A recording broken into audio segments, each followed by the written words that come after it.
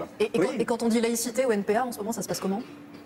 C'est bon, ne les jugeons pas trop vite parce que je pense que ça s'est retourné contre eux cette histoire. Hein. Beaucoup de militants. Vous parlez de la candidate voilée du NPA. Mais vous savez, pourquoi je ne suis pas d'accord avec vous, Caroline, alors que la plupart du temps Sur la burqa. Oui. Bah dites-le maintenant. Je crois que vous vous trompez dans la manière d'aborder le sujet, les amis.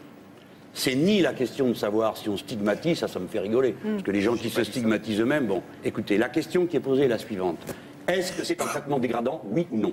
Si c'est un traitement dégradant, alors c'est interdit. Ici, c'est la République. On ne peut pas se balader nu dans la rue, on ne peut pas tenir en laisse quelqu'un. C'est ça qui compte.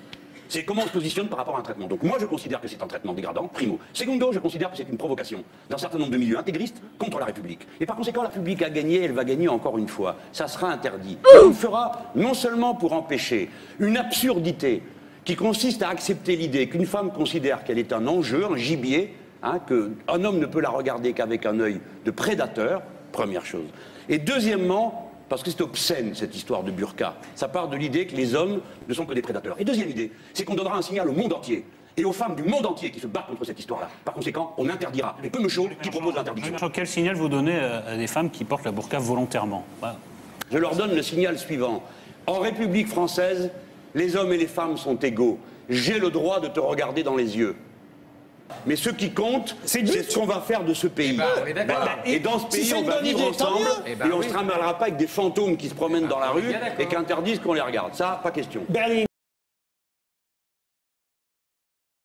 Dans la rue, mais l'espace, il est public.